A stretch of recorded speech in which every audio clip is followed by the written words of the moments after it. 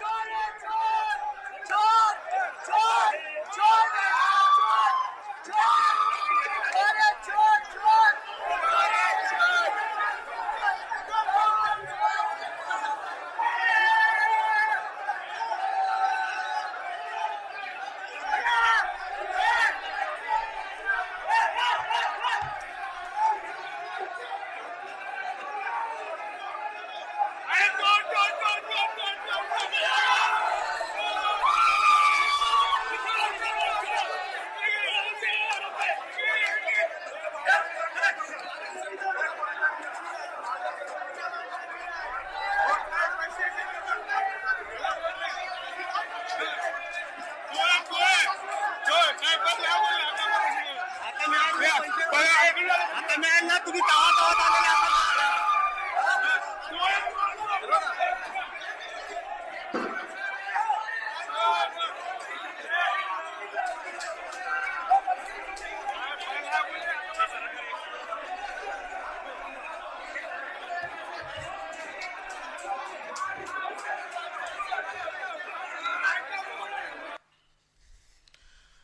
आप सबको मेरा नमस्कार। और ये वीडियो आपने देखा, इस वीडियो को रोक सकते हैं अभी।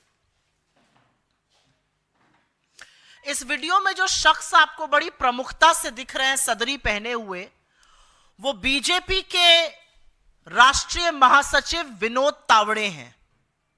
आरोप भी है और सामने साक्ष्य भी आपको नजर आ रहे हैं कि उनके पास से एक मोटी नकद की रकम बरामद हुई है। रिपोर्ट जो अभी तक मैंने देखी, यहां पर आते हुए मुंबई के विरार पूर्वी के इलाके में उनको लोगों ने धर दबोचा। वो खुलेआम पैसा बांटने के लिए आए थे। उनके पास से एक काले रंग का बैग बरामद हुआ है। ये सब मैं जो आप लोग टीवी चैनल पर चला रहे हैं उस रिपोर्ट के बेसिस पे बता रही हूं।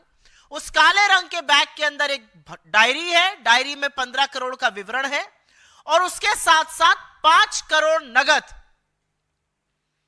उनके पास से बरामद हुए हैं। यह पैसा चुनाव के महज कुछ घंटों पहले क्यों बांटा जा रहा है, क्यों लेकर आए हैं, यह एक सवाल है। लेकिन उससे बड़ा सवाल यह है कि कानून और नियम यह कहता है कि चुनाव प्रचार थम जाने के बाद 18 नवंबर शाम 5 बजे चुनाव प्रचार थम गया। चुनाव प्रचार थम जाने के बाद कोई भी किसी और चुनावी इलाके में नहीं रह सकता है। विनोद तावड़े बीजेपी के राष्ट्रीय महासचिव विरार पूर्वी के एक होटल में क्या कर रहे थे? उनको जनता ने, उनको राजनीतिक दलों ने धर दबोचा। वो पैसे भी आपको लहलाते हुए दिखाई दिए जा रहे हैं। ये पैसा किस लिए वो लेकर घूम रहे थे? ये पैसा कहां बांटा जा रहा था? और एक बड़ी बात यह है कि पूरे चुनाव में सत्ता और संसाधन का दुरुपयोग, सत्ता और संसाधनों का, पैसों का नंगा नाच करते हुए हमने महाराष्ट्र में बीजेपी और उनके घटक दलों को, महाजूटी सरकार के लोगों को लगातार देखा है। और अब प्रत्यक्ष किम प्रमाणम बीजेपी के राष्ट्रीय महासचिव विनोद तावड़े ये करते हुए पकड़े जा रहे हैं, रंगे हाथों पकड़े जा रहे हैं।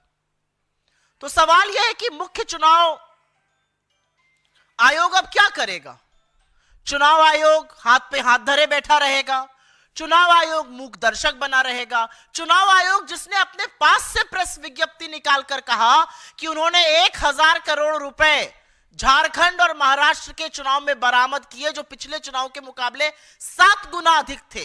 अब सामने सामने आपके एक आदमी पैसा बांट रहा है, उसके बैग से पैसा बरामद हो रहा है, लोगों ने वो पैसा बरामद किया है। अब आप क्या कीजिएगा? क्योंकि चुनाव आयोग एक निष्पक्ष संस्था है और निष्पक्षता और कुछ घंटे पहले वोटिंग शुरू होने से यह डिमांड करती है कि महाराष्ट्र के लोगों के साथ उनके मताधिकार का यह अवमानना, यह अवहेलना बिल्कुल ना हो। यह कुछ नहीं है, यह महाराष्ट्र के स्वाभिमान के साथ खिलवाड़ हो रहा था। और ऐसे तमाम विनोद तावड़े घूम रहे हैं। और मजे की बात यह है, सारे चुनाव में आप हेलीकॉप्टर और बैग चेक करेंगे विपक्ष का और खोके लेकर खुद घूमेंगे। और एक थे ना, उन्होंने क्या कहा था चुनाव में लोकसभा के, बोरों में भर भर कर, टेम्पो में लाद लाद कर यह पैसा भेजा जा रहा है। कहां भेजा जा रहा है यह पैसा?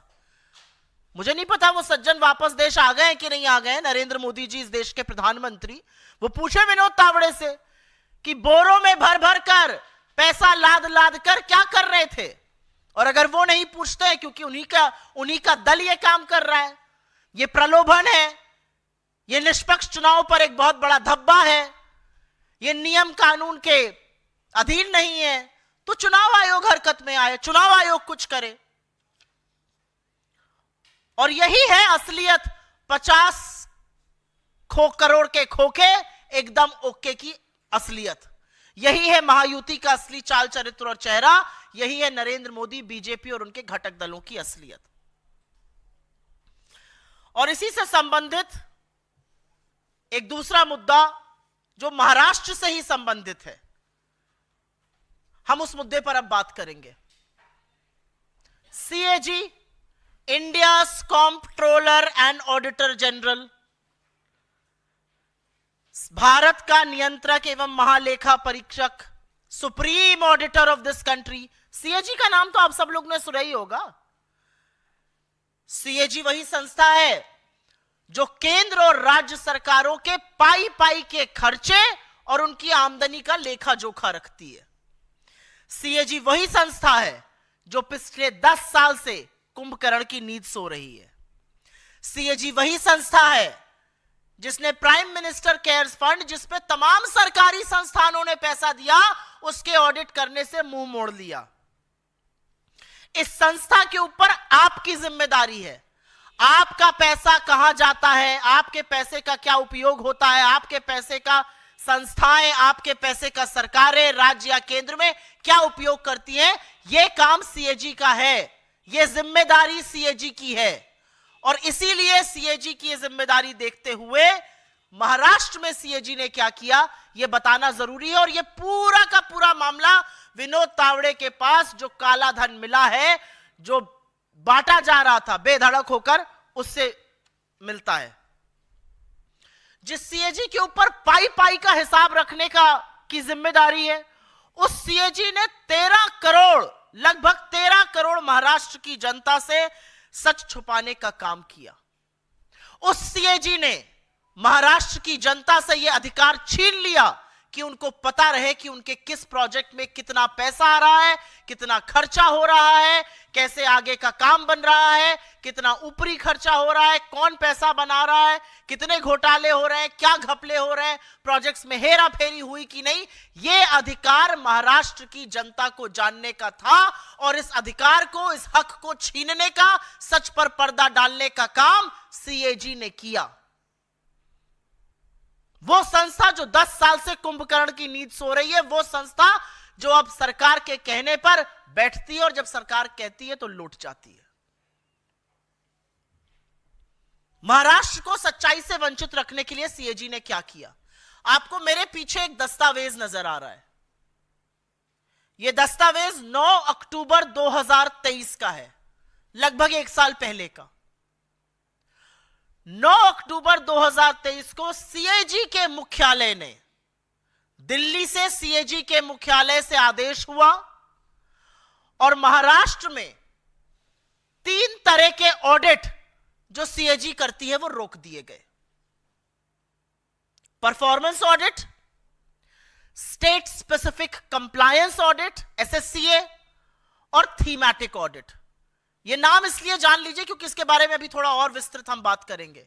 Performance audit, state specific compliance audit और थीमैटिक ऑडिट पर सीएजी के 10 अक्टूबर 2023 के आदेश, 9 अक्टूबर 2023 के आदेश पर रोक लगा दी गई। इन प्रोजेक्ट्स का ऑडिट बंद कर दीजिए और यह भी कहा गया कि जो फील्ड ऑफिसर ये ऑडिट कर रहे थे उनको बाकी ऑडिट में लगा दीजिए। आपकी जानकारी के लिए 2 बातें यहां पर बता दूं। सीएजी 2 तरह का ऑडिट करता है। एक ऑडिट जो कि रोजमर्रा के खर्चे, रोजमर्रा की आमदनी, उसके बेसिस पर सरकार के फंड आते हैं, उसके बेसिस पर सर्टिफिकेशन आता है, वर्ल्ड बैंक के सर्टिफिकेशन आते हैं, डिजास्टर मैनेजमेंट का पैसा आता है। एक वो ऑडिट होता है, वो फाइनेंशियल ऑडिट होता है, वो कंप्लायंस ऑडिट होता है, और वो हेडक्वार्टर रिलेटेड वर्क होता है। 3 तरह के ऑडिट होते हैं। ये रोजमर्रा के खर्चे, फाइनेंशियल ऑडिट, कंप्लायंस ऑडिट और हेडक्वार्टर रिलेटेड वर्क ऑडिट, ये रोजमर्रा के खर्चे देखते हैं। क्या खर्चा हुआ, क्या आमदनी हुई, सरकार का सर्टिफिकेशन क्या होना चाहिए उस खर्चे के आधार पर, वर्ल्ड बैंक की रैंकिंग, आरबीआई फंड कैसे रिलीज करे राज्य सरकारों को, एक ऑडिट ये होता है। और ये ऑडिट सामान्य ऑडिट है, और ये ऑडिट कभी रोका नहीं जा सकता है, क्योंकि अगर ये रुक जाएगा तो मुख्यमंत्री या मुख्य सचिव आगे जाकर ये कह सकते हैं कि इसके कारण हमारे फंड रुक गए, इसके कारण हमारा डिजास्टर का पैसा नहीं आया, इसके कारण हमारे पास आज पैसा नहीं है तनख्वाह देने को भी। एक ये ऑडिट होता है, ये सामान्य ऑडिट है, इसमें कोई असहज सच सामने नहीं आता है, क्योंकि इसमें कुछ असहज होता भी नहीं है। लेकिन दूसरा ऑडिट जिसका मैंने अभी जिक्र किया, performance audit, state specific compliance audit और थीमेटिक ऑडिट, ये चूज किया जाता है हम किस प्रोजेक्ट का ऑडिट करेंगे, हम किस बेसिस पर इसका ऑडिट करेंगे, इनको ऑडिट करके हमें क्या पता चलेगा। और यह बड़ा ऑडिट होता है। इस ऑडिट में अनियमितताएं, इस ऑडिट में घपले, इस ऑडिट में घोटाले, इस ऑडिट में बड़े परेशान, दिक्कत करने वाले असहज सच, वो सब सामने आते हैं। असल में इस ऑडिट में सरकार की पोल खुलती है और सरकार शर्मिंदा भी होती है। तो एकदम से जब चुनाव के मुहाने पर महाराष्ट्र आया, जब 13 करोड़ जनता को फैसला करना था अगली सरकार किसकी होगी, तो ऑडिट को रोक दिया गया। यह प्रोजेक्ट स्पेसिफिक होता है और इसका चुनाव भी सीएजी बड़े तरकीब से करती है। सीएजी देखती है, यह प्रोजेक्ट आइडेंटिफिकेशन कहा जाता है। जनवरी के महीने में आसपास प्रोजेक्ट आइडेंटिफाई किया जाता है कि किस प्रोजेक्ट का हम स्पेशल ऑडिट करेंगे। वो पीडब्ल्यूडी रिलेटेड हो सकता है, वो हेल्थ रिलेटेड हो सकता है, वो किसी भी डिपार्टमेंट रिलेटेड हो सकता है, लेकिन ये स्पेशल ऑडिट होता है। जनवरी के महीने में ये डिसाइड होता है कि किन प्रोजेक्ट्स का आइडेंटिफिकेशन होगा। उनका डिसीजन करने के बाद उस पर ऑडिट शुरू होता है। ये ऑडिट अखबार की सुर्खियों पर भी निर्धारित होता है। अखबार में कोई रिपोर्ट छपी जिसमें कुछ अनियमितताएं हैं किसी डिपार्टमेंट में, किसी प्रोजेक्ट में, किसी पुल, सेतु, किसी चीज को लेकर, उसके बेसिस पर होता है। कहीं पे फ्रॉड की कोई खबर आई, कहीं पे कोई कंप्लेन आई, उसके बेसिस पर भी सीएजी कर सकता है। लेकिन ये प्रोजेक्ट आइडेंटिफिकेशन जनवरी के महीने तक हो जाता है। और आप सब लोग जानते हैं कि सीएजी का जो ऑडिट है, सीएजी की जो रिपोर्ट है, वो एक टाइम बाउंड तरीके, एक समय अवधि में होकर तैयार होनी होती है। और सीएजी अपनी ज्यादातर रिपोर्ट 2 टाइमलाइन को ध्यान में रख के तैयार करता है। पहली कि वित्तीय वर्ष खत्म होने से पहले रिपोर्ट बन जाए, जिससे सदन के पटल में, दिल्ली में और विधानसभाओं में उसको रखा जा सके। तो वित्तीय वर्ष के अंत मतलब मार्च के पहले पहले। और दूसरी एक टाइमलाइन जिसका ध्यान सीएजी अमूमन रखता है, वो है बजट डिस्कशन को लेकर, बजट डिस्कशन के पहले बन जाए। तो जनवरी के आसपास प्रोजेक्ट्स आइडेंटिफाई होते हैं, 8-9 महीने, 10 महीने उस पर काम चलता है। नवंबर दिसंबर आते आते रिपोर्ट, फील्ड वर्क, उस पर सब खत्म होने लगता है। और दिसंबर के आसपास, नवंबर दिसंबर के आसपास रिपोर्ट फाइनल होकर सीएजी चीफ के पास उनके सिग्नेचर के लिए चली जाती है, क्योंकि बिना उसके वो प्रकाशित नहीं हो सकती है, बिना उसके वो सदन में रखी नहीं जा सकती है। तो जो जनवरी 2023 में प्रोजेक्ट आइडेंटिफाई हुए महाराष्ट्र में, जिनका 10 महीने ऑडिट हुआ, ऐसा क्या हुआ कि उनको अक्टूबर 2023 में लगाकर यह बोल देना पड़ा कि यह काम स्थगित करिए और इन फील्ड ऑफिसर्स को जो साधारण ऑडिट है उसमें लगा दीजिए। ऐसे कौन से प्रोजेक्ट्स थे? हमारी जानकारी के अनुसार उसमें समृद्धि प्रोजेक्ट है, उसमें पीडब्ल्यूडी से काफी रिलेटेड प्रोजेक्ट्स है, लेकिन हमें यह नहीं पता कि किन किन प्रोजेक्ट्स को यह ऑडिट स्टॉप किया गया। लेकिन सवाल तो यह है कि इतने लेट, 10 महीने बाद, जब रिपोर्ट बिल्कुल तैयार थी, आपने किस प्रोजेक्ट का ऑडिट और किसके कहने पर बंद किया? तो इसमें कुछ सवाल हैं, और सवाल यह है कि महाराष्ट्र में सीएजी का ऑडिट क्यों रुका? महाराष्ट्र में सीएजी का ऑडिट रोकने के पीछे क्या कारण था? महाराष्ट्र में सीएजी का ऑडिट किसके कहने पर रुका? महाराष्ट्र के सीएजी ऑडिट रुकने से वो कौन से असहज सच थे, वो कौन सी अनियमितताएं थी, वो कौन से घोटाले थे, वो कौन से घपले थे जिन पर पर्दा डाला गया? 50 खोखे एकदम ओके वाली सरकार की वो कौन सी काली करतूतें हैं, और उनको बचाने की कुत्सित प्रयास क्यों और किसने किया? क्या महाराष्ट्र को यह जानने का हक नहीं है कि किसी प्रोजेक्ट की लागत क्या है, उसका कॉस्ट ओवररन कितना है? 100 करोड़ लागत है, वो 150 करोड़ पे क्यों बन रहा है? उसमें किसने पैसा खाया, पैसा कहां गया, किसने घोटाला किया, किसने घपला किया? क्या महाराष्ट्र की जनता को चुनाव के पहले यह सच जानने का हक नहीं है? सवाल इस बात का है। महाराष्ट्र की जनता को उनके वाजिब हक से वंचित क्यों रखा गया? और यह कौन नहीं जानता है कि महायुति की सरकार ने किस किस तरह के घोटाले, किस तरह के घपले, किस तरह का भ्रष्टाचार सत्ता काबिज करने के लिए, सत्ता में बने रहने के लिए, सत्ता हासिल करने के लिए किया? यह क्यों ना मैं इस मंच से कहूं कि यह चोरी की सरकार जो विधायकों की नीलामी, उनकी खरीद फरोख्त से बनी थी, उसमें यही सबसे पैसा लूट खसोट करके लगाया गया था।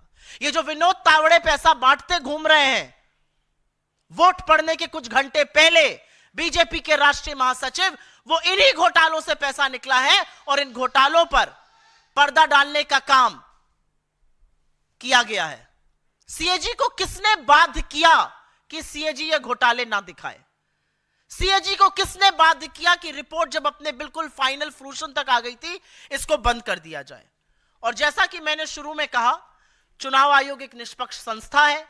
1000 करोड़ रुपए का पैसा इस बार बरामद किया गया है महाराष्ट्र और झारखंड से, जो 2019 के मुकाबले 7 गुना है। तो यह क्यों ना पूछा जाए कि इन प्रोजेक्ट्स का हवाला देकर काली करतूतों को छुपाने का काम किसने किया, क्यों किया, क्या घोटाले छुपाए गए? I will very briefly make a statement in English. You have already seen a video of Vinod Tavade. He is the National General Secretary of the BJP. He was found in Virar east of Mumbai. He is not a voter of there. He has no business to be there. According to the rules and regulations, no outsider can be in a constituency which is going to voting. What was he doing in a hotel in Virar East with 5 crore rupees in cash and a diary that has entries of almost 15 crore rupees? Who was he distributing this cash to? Why was this cash being distributed? Why is the Election Commission quiet up until now, at least when I came in to do this press conference? We have seen the kind of money power that has been put to abuse in the Maharashtra Assembly elections. We have seen the kind of money that has exchanged hands.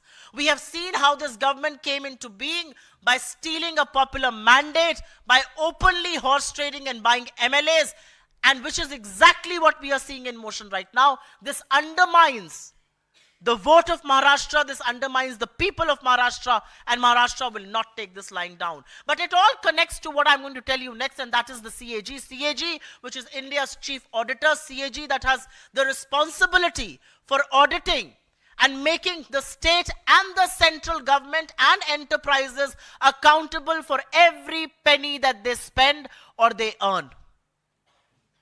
And this very CAG has been quiet for the last 10 years. This very CAG seems to have gone into a slumber for the last 10 years. This very CAG has refused to even audit the Prime Minister Cares Fund, which has money that has come in from public sector enterprises. And this CAG has denied 13 crore people of Maharashtra their right to know how much money was spent on their projects, what kind of irregularities happened, what kind of scams happened, what is one supposed to do. They ensured that the people of Maharashtra will never get to know about this. at least not till before elections. Because the CAG and the document behind me will tell you in just a bit that on the 9th of October 2023, the CAG instructed Maharashtra to stop the audit that was being carried out for projects. This was performance audit, the state-specific compliance audit, and the thematic audit. Audit which is special in nature, audit which sometimes reveals very uncomfortable truth, audit which embarrasses governments for cost overruns, for money that is not accounted for scams that are unearthed. It is this audit that does that. Because the other audit, which is the financial audit, compliance audit, and the headquarter-related work audit, is a simple audit which basically decides certification, which decides World Bank ranking, which decides how will RBI release how much funds to these states. And that cannot be stopped. Why was this stopped? Projects are decided in January. It takes about 9 to 10 months for field officers and audits to happen. In the month of November and October, these reports are prepared. November and December, these reports are prepared. And with the final signature of the chief auditor, it is placed and tabled in Parliament and in state legislatures. What was the uncomfortable truth that came to light to the CAG for which these audits were stopped in October 2023? And questions will be raised. Because does Maharashtra not have the right to know the cost of its projects, cost overruns, the scams, the irregularities? Who stopped CAG from doing these audits? What was the uncomfortable truth that was being hidden and concealed by stopping these audits?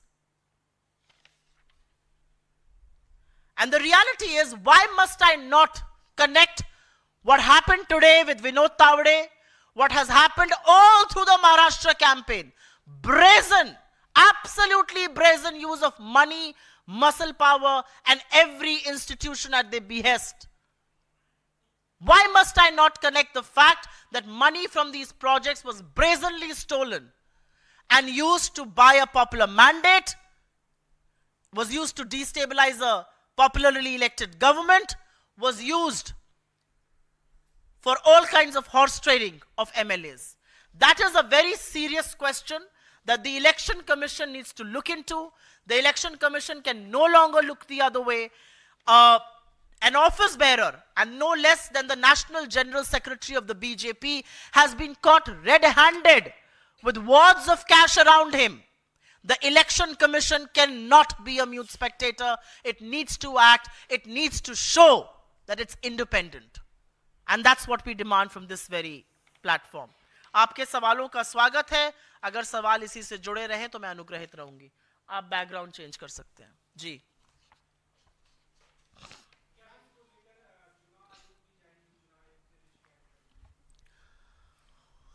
हमारे महाराष्ट्र के नेता जरूर इसका जो legal कदम है वो उठाएंगे, लेकिन लोकतंत्र में सरकारें मर्यादा से और लोक लाज से चलती हैं.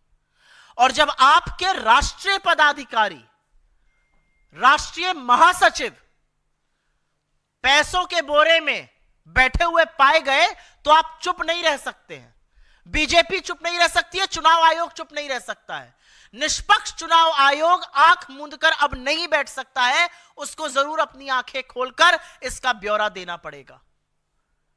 जरूर दिखाना होगा कि आपने क्या एक्शन लिया. ये चुनाव के बीचों बीच लोगों के हेलीकॉप्टर चेक हो रहे हैं. चुनाव के बीचों बीच विपक्ष का बैग चेक हो रहा है. अरे चुनाव के कुछ घंटे पहले सत्तारूढ़ दल का एक आदमी पैसों से भरा हुआ बैग लेकर बैठा हुआ है, पैसे बांट रहा है. उसकी डायरी में ब्यौरा है 15 करोड़ का. ये पैसे क्यों बांटे जा रहे हैं? किसको बांटे जा रहे हैं? कहां से आया है ये पैसा? किस किस को दिया गया? इस पैसे का स्रोत क्या है? क्या इस पैसे का सोर्स वही सेफ है जो कल राहुल जी ने दिखाया था? ये सवाल अपने आप में है. तो हम क्या करेंगे लीगली वो तो एक सवाल है, लेकिन लोक लाज, मर्यादा और निष्पक्ष चुनाव आयोग क्या करेगा ये दूसरा सवाल है. और महाराष्ट्र के सामने दूध का दूध और पानी का पानी हो गया है कि आपके मताधिकार के साथ खिलवाड़ करने वाले फिर से वो करने की कोशिश कर रहे हैं. और महाराष्ट्र छत्रपति शिवाजी की भूमि है, बाबा साहब अंबेडकर की भूमि है, फूले की भूमि है, शाहू जी की भूमि है. बहुत बड़ा सबक सिखाएगा.